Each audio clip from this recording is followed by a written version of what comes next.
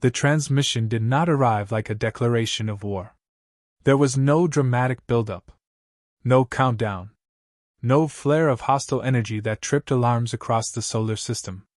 It arrived like a memo. Every human receiver, civilian, military, forgotten, illegal, lit up at precisely the same nanosecond. Deep space telescopes lost their feeds. Emergency radios crackled to life in rusted fishing boats. Retired satellites that hadn't spoken in decades suddenly woke screaming. For half a heartbeat, it was noise. Then the translation matrices, some human, some not, synchronized on instinct older than language itself. A voice emerged. Smooth. Layered. Not loud, not threatening. The kind of tone used by bureaucrats who had never once been told no. This is an official notification issued by the Khaled Ascendancy Strategic Evaluation Authority. Across Earth, people stopped. Cars coasted to shoulders. Factory lines slowed. Men in bars with medals under their jackets froze mid-sip, their eyes unfocusing as if they were suddenly back somewhere hot and dusty and loud. Species designation, Terran Variant 6, the voice continued. Technological status, pre-ascendant. Behavioral profile, volatile, competitive, self-destructive. The voice paused, allowing the words to sink in. Your civilization has been assessed. In Geneva, diplomats stared at the ceiling speakers as if they might fall and crush them. In NORAD, every general instinctively reached for a weapon that could not reach the stars. Your system will be annexed, the voice said calmly. Your industrial output will be redirected to ascendancy needs. Your population will be reduced to sustainable levels. Another pause. Longer this time. Projected casualties are within acceptable margins. The first scream came from a hospital in Sao Paulo when the overhead monitors switched to alien schematics of Earth's cities, wireframe maps slowly filling with red target glyphs. Casualty numbers rolled beneath them, precise to 7 decimal places. New York. Shanghai. Mumbai. Moscow. Cairo.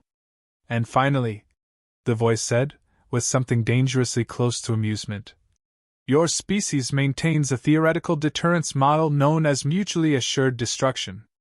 A soft, synthetic chuckle rippled through the signal. Our simulations indicate it is ineffective. The transmission ended. No ultimatum. No demands. No deadline.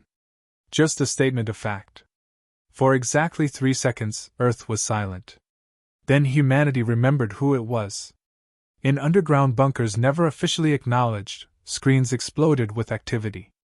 Cold War relics, dusty, forgotten, quietly maintained by paranoid men who trusted history more than politicians, came back online. In the Pentagon, a junior analyst whispered, "Sir, was that a prank?" General Marcus Hale didn't answer. He was 72 years old, technically retired, legally obsolete. His left knee ached when storms were coming. His right hand trembled when he was tired. He had buried 2 brothers, one in uniform, one not, and he had learned long ago that the universe did not reward optimism. He watched the transmission replay on loop. He noted the phrasing, the assumptions, the calm certainty. When it ended again, Hale leaned back and exhaled through his nose. They didn't threaten us, he said quietly. The room waited. They classified us. A murmur spread, fear, anger, denial wrestling for dominance. A civilian advisor finally spoke. Sir, what's our response protocol for extraterrestrial hostile contact? Hale smiled. It was not a friendly expression. Protocol? He said. Son, we don't have a protocol for this. He stood, joints cracking like old rifles being readied. But we do have experience. Across the planet, similar realizations were forming. Human governments did not unify in speeches or treaties. They unified the way they always had, through shared fear and shared memory. Old enemies exchanged data without comment. Black budgets were unlocked. Arguments about jurisdiction evaporated overnight.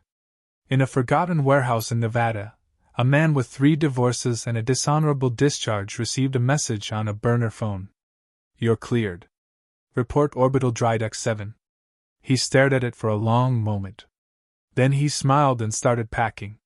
On Mars, civilian engineers were quietly informed their contracts had changed. On the Moon, mining crews were told to stop exporting and start stockpiling. In shipyards labeled historical, welders returned to hulls designed when humanity still thought chemical rockets were the future. Earth did not broadcast a reply. Instead, it went dark. Satellites ceased civilian transmissions. Navigation beacons blinked out. Trade networks collapsed into silence so complete that even alien listening posts hesitated. To the Khaled ascendancy, it looked like panic. Like collapse. Like a species realizing, too late, that it had been measured and found wanting. One ascendancy analyst tilted his cranial fronds and adjusted his display. Terran communication silence confirmed, he reported. Probability of internal fragmentation exceeds 92%. His superior nodded. As expected. They logged humanity as compliant in progress and turned their attention to fleet movement schedules. They never asked why a species known for arguing with itself had suddenly stopped talking altogether. Back on Earth, in a concrete room buried beneath a mountain, Marcus Hale finished listening to the transmission one last time. He tapped the table. "Record this," he said. A technician hesitated. "Sir, what should we label the file?" Hale considered that. Then he said, "First contact." And somewhere beyond the edge of known space, engines older than human civilization began to turn, utterly unaware that the message they had sent was not a death sentence. It was a wake-up call. For a species that had spent its entire history practicing for war against itself, and had just been given a new enemy to test those lessons on. The ascendancy arrived thinking Earth was fragile, quiet, and broken. Their first fleet was a symphony of perfection, curved hulls of obsidian alloys, shields that shimmered like living glass, weapons that could melt continents in seconds. They called it demonstration strength. A polite way of saying they expected minimal resistance. From orbit, Earth looked picturesque and serene. Oceans glinted like gemstones, forests swayed under gentle winds, cities gleamed, an invitation, a trap. They fired a warning volley at the Pacific coast. A single megaton strike to a deserted training facility. Vaporized nothing of value. No reply. Confused but unbothered, the ascendancy dispatched a landing force to the nearest major city. Elegant, armored, clinical. They expected surrender. They expected fear. They expected humanity to crumble under the weight of inevitability. What they got instead was the smell of burnt metal and ozone. The city was transformed. Streets had been barricaded with rubble and reinforced steel. Sniper positions overlooked alleyways. Automated turrets, some scavenged, some improvised, lined rooftops, each one calibrated for maximum inefficiency in a way only humans could engineer. Ugly, brutal, terrifyingly effective. The first dropship was shredded mid-descent by railguns, the sound echoing like a cathedral bell in the empty streets. Missiles designed to pierce planetary crusts detonated harmlessly against decoy structures.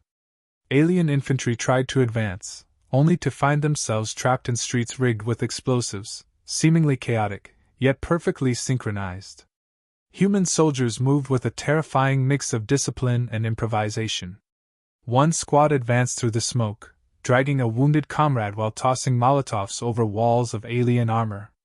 Another set up a flamethrower on a fire truck, driving straight into the advancing column, laughing as the flames licked alien metal and flesh alike.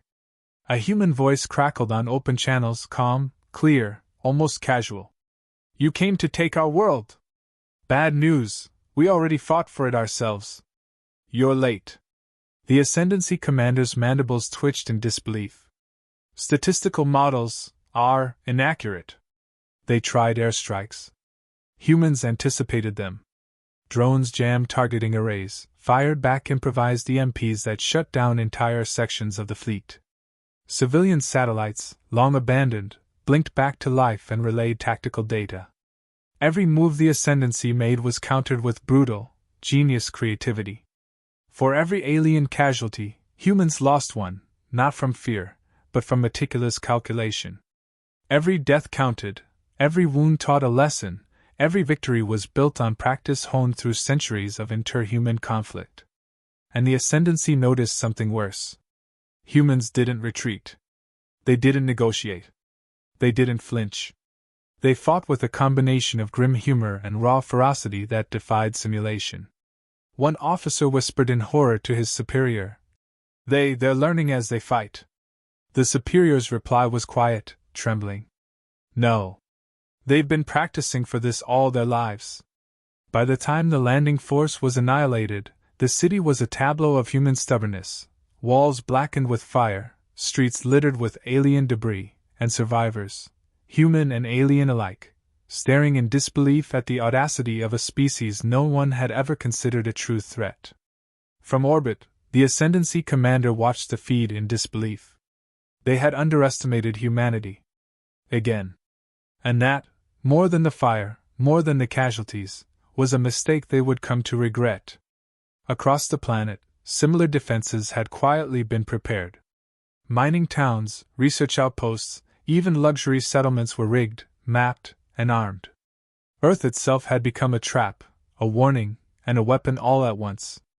The Ascendancy had assumed compliance. Humanity had assumed survival, and vengeance. And somewhere deep in a decommissioned command bunker, Marcus Hale lit a cigarette and grinned. "They came for war," he said softly. "They found it waiting for them." The galaxy had just learned a terrifying truth: the Terran species never fought fair, never surrendered, and never, ever, forgot. The Ascendancy responded the way every empire does when their hubris is punctured: they escalated. Orbital bombardments. Planet-cracking torpedoes. Energy lances that turned forests to ash in seconds. Their intent was obvious: crush humanity before it could organize further. But Earth had anticipated this. Humanity didn't scramble. They smiled quietly in the shadows. From every hidden bunker, every forgotten factory, every civilian vessel retrofitted into a weapon, the counterstrike began. And it wasn't conventional. Humans weaponized everything. Old satellites became kinetic artillery platforms, hurling rusting payloads that punched holes through alien shields. Decommissioned space stations detonated in precise orbits, their debris clouds channeling lasers and shrapnel into the Ascendancy's formation. Mining colonies spun asteroids into makeshift missiles, each one bearing the signature of human ingenuity and madness. One fleet of ugly, mismatched human warships slipped past the Ascendancy's patrols using a trajectory no algorithm had predicted, hugging the gravity wells of gas giants and firing from angles no doctrine had ever considered safe. The Ascendancy's AI-driven targeting systems went mad, locking and relocking on ghosts, decoys, and sometimes, actual ships that moved in unpredictable, terrifying ways. And then came the signal. It hijacked every Ascendancy relay in the sector, broadcasting a single message into every capital world, every research station, every command node, a human history lesson. Footage of war, Earth's wars, played without commentary. Mud-caked trenches, nuclear test flashes, civilian cities burning. Generations of humans killing humans for territory, ideology, survival, and pride. Then came General Hale, speaking calmly, deliberately, into every screen. "You evaluated us wrong," he said, his voice cracking slightly but holding authority. "You saw our divisions and thought us weak. What you missed is that we learned from every war we survived. Every battle. Every defeat. Every victory. Every betrayal. And now we are using it against you." The Ascendancy watched, horrified, as their pristine fleets were dismantled piece by piece. Ships disintegrated from within by viruses humans had designed in 48 hours, using logic the aliens couldn't comprehend. Missiles were redirected mid-flight by hijacked AI.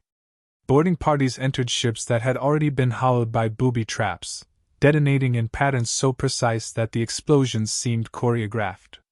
Alien soldiers began to surrender, not out of mercy, but out of fear. They had never fought a species that could predict, anticipate, and mock them at the same time.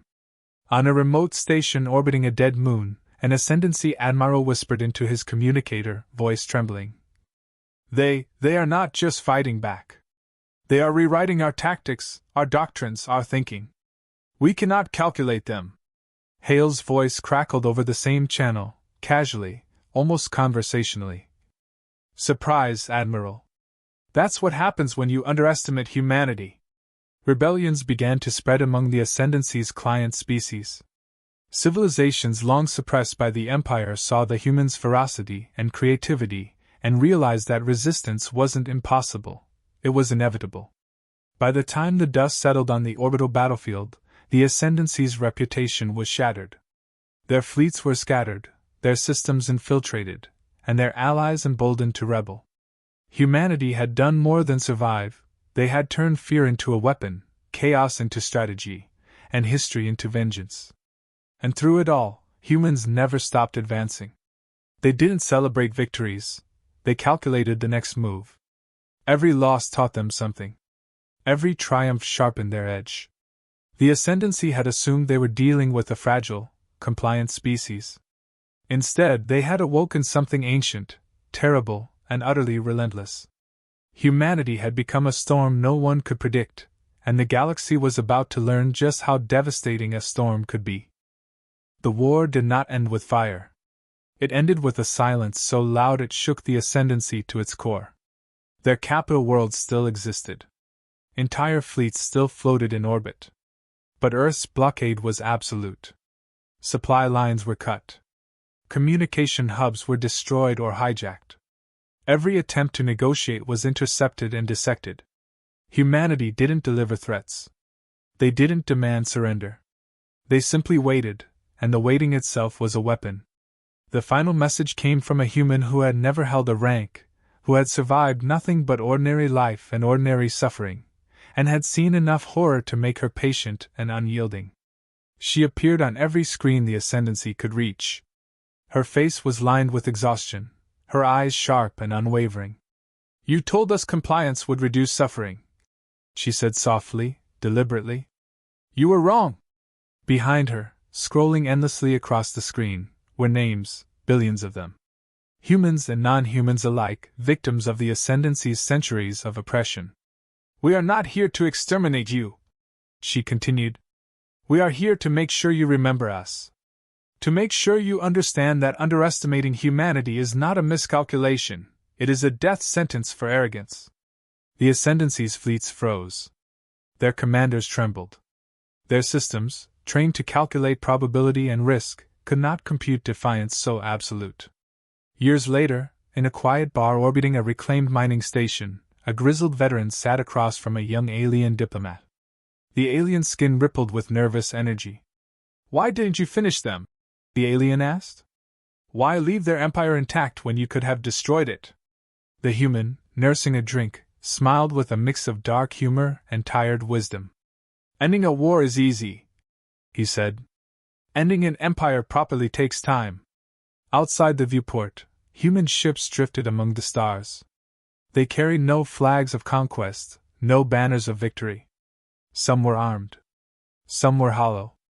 All of them carried the experience, cunning, and patience of a species that had been underestimated once, and would never be again. Somewhere in the distance, a new transmission began to circulate among the fractured worlds of the Ascendancy. "The humans are coming. And they always keep their promises." The galaxy held its breath. Humanity had not just survived first contact, they had rewritten it. They had not just fought back, they had taught a lesson in terror, patience, and precision. They were not heroes or villains. They were something far worse to their enemies, inevitable. And for Marcus Hale, watching the stars streak past from a commandeered orbital station, it was enough to light a cigarette, lean back, and mutter with grim satisfaction. They came for war, and they found themselves in the middle of a nightmare they didn't even see coming. The stars, for once, were quiet. But the silence was not peace. It was warning. Humanity had awoken. And the galaxy would never forget.